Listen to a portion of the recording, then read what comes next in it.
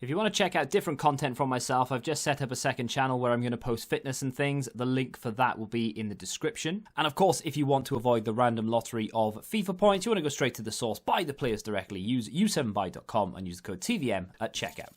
What is going on, guys? TVM here. Welcome back to another video. And today, thought it would be rude, as I'm building my fantasy football team, not to show you and to talk through the process with you as well. So as you can see, we don't have anyone in the team just yet. It does say that we've just removed a player, and that's because I've been sort of fiddling here or there, popping players in, bringing them out and seeing what we can and cannot afford, and seeing what will and won't work. We have 100 million to spend.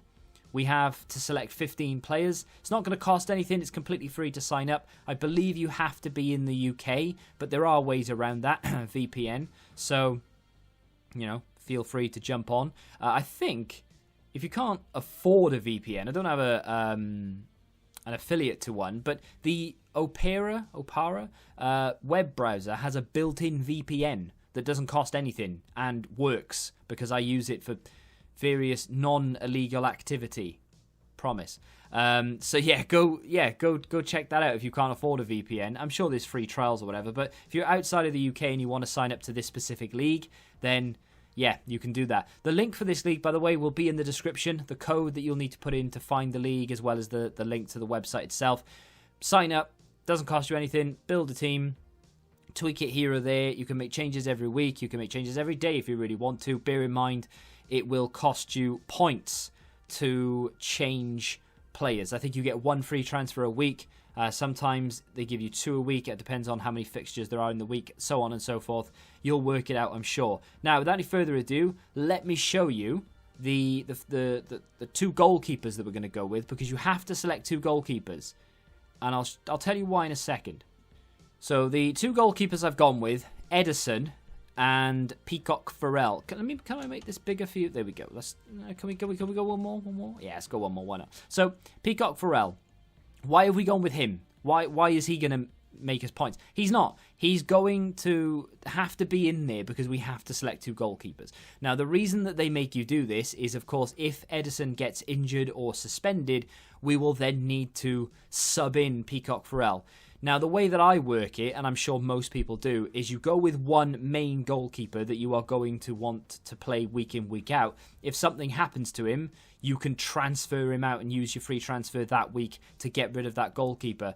Only a sadistic madman or woman or circle would pick 2 quality goalkeepers. Just doesn't make any sense, right? So if you put Edison and Allison in there, you are going to be playing a expensive goalkeeper on the bench who doesn't earn you anything. So it doesn't make an awful lot of sense. So you'll find that with a lot of these positions. You're going to have to pick a formation. So in this case, I'm probably going to go with a 3-4-3. So we get the minimum amount of defenders we can play is 3. Now, the reason we want a low amount of defenders, in my experience, is that if you concede a goal, you lose points. If you concede a goal for a midfielder, I don't think it matters as much as it does as a defender. So, obviously, midfielders and strikers will score a lot more for you than defenders will, generally. So we're going to try and play the least amount of defenders as possible. Now, my defense is going to look a little something like that. Now, this is subject to change. I am toying with the idea of switching maybe Saiss or Wan-Bissaka. I can't quite make my mind up. Now, you'll notice on the right, Williams and Davis, why are they in there? Again, they are the cheapest defenders you can buy. Now, Williams will actually get game time for Liverpool this season. In the league, not as much as in like cup competitions, Champions League against weaker opponents and what have you. He'll play a lot more. In the league, he might get the odd game, maybe, but I doubt it. So he's in there as well as Davis just because of cost, and that's it. And I know that I'm not going to have that many Liverpool players. Now, I am a Liverpool fan, so you might be questioning why I'm not going to be putting Liverpool players in my team. And the reason is they're just too expensive. The likes of Mane and Salah are 12 million each because they score so many goals and they get so many assists. It would be awesome to have them in there. It would be fantastic, but they just cost too much. It's not effective, or cost effective, I should say, to put them in there. Now, you might be able to put 1 in there. That's fine, but you can't. I mean, if you have 2, then you are, I don't know, you're setting yourself up for a fall. Anyway, let's talk about the defenders. So Trent has the second highest assist total in the league behind Kevin De Bruyne, so it was a no-brainer. Robertson would be a decent option to go with as well. Now, the only problem with that, again, is he's quite expensive. He's 7 million, so it's not too bad, but I've kind of built this team to a budget. Well, I definitely have built this team to a budget. You have to, so you have to make sacrifices here or there. Wan-Bissaka, he will get the odd assist. He will do well defensively, and he'll keep a lot of clean sheets. Now, I know it sounds stupid, because a lot of the memes that go around are De Gea conceding goals left, right, and centre, Maguire and his defensive partner, whether it be Lindelof or Eric Bailly or whomever else. There are memes that Man United can't defend. They have, I think, they had the third best defensive record in the league last season. Might have even been the second best. So, despite the fact that people think they have a bad defence, they're actually quite good. So Wan-Bissaka, I think, will do quite well. Saiss is obviously going to have to step up a little bit more this season. Wolves are obviously in a decent position. They have sold Doherty. I'm hoping that they can strengthen in certain areas, but they do quite well defensively, and Saiss himself actually does quite well. And then, of course, the other two are largely irrelevant. My midfield looks pretty decent. Kevin De Bruyne, no-brainer. Have to have him in there. He'll probably end up finishing top for assists again this season. 11.5 million is very respectable. Don't mind that at all. Willian is a very, very good player and gets an awful lot of goal contributions as well as successful dribbles and all the rest of it. He's moved to Arsenal. Now, he will be occupying the same space as Pepe. Will Willian get that much game time? That's the only debate, and that's kind of what is leaning me toward maybe he won't be in there for the start of the season, but I don't know why. I just like Willian. I think he's a good player. He's Premier League experienced. He knows what to do. He knows how to successfully score goals and get assists and what have you. I think he'll be good for Arsenal, so that's why he's in there. Diogo Jota is kind of like a striker. He's like a left wing, left forward style striker. So even though he's classed as a midfielder, as are technically Marcus Rashford, and there are a few other players in this, Salah, Mane, they're all classed as midfielders on what am I on? Fantasy football. So, yeah, I mean, you could go for like Mahrez, Heung-min Son, Grealish, Sterling, Aubameyang is even classed as a midfielder. The problem with these players is Salah, Mane, and Aubameyang, 12 million. Sterling, 11.5 million. Rashford is 9.5. That's not too bad. And Mahrez is 8.5. That's actually really good. So, you could go for those players if you want to, but you have to think about it logically.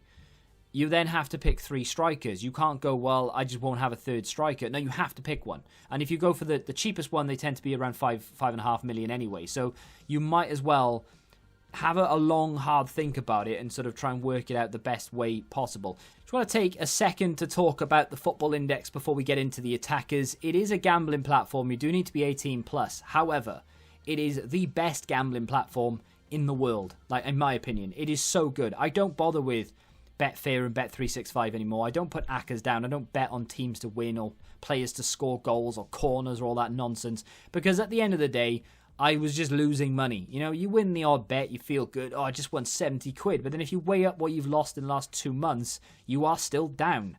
I am not down on the Football Index. I am up, and I am up massively. I've got the app open here. My all-time profit and loss is £582.53 in profit. That is 72% up. Now, you can invest in stocks and shares, buy Tesla and Amazon and all that good stuff, but you won't earn the returns that you do on the Football Index. It's just crazy how much money you can make. And I stress can, because it is gambling. So there is definitely a possibility of losing money here. However, you earn money through real-world performances. So, for example, Marcus Rashford, if you buy into him, which I have done, and he performs for Manchester United, which let's be honest, he's going to, you can earn money based on goals he scores, based on assists that he gets, or if he doesn't do any of that and he just plays well, you can earn money based on that as well. There are certain dividend tiers for certain days, however many teams are played, and so on and so forth. You can earn up to 28 pence per share on the best day, so as a gold day. If he earns star player and top forward or top midfielder, or whatever he's classed as these days, you can earn 28 pence. Now, you're thinking, what? 28p? No, you're all right. I'll put £10 ACCA down and maybe win £1,000. Yeah, you can do that by all means. But if you lose, that's it. Game over, right? If you own 100 Marcus Rashford, for example, and he's just earned you 28p, that's 28p times 100. That's a lot of money. And you're thinking, well, yeah, that's not too bad, I suppose. But this is the kicker, and this is the best thing about it.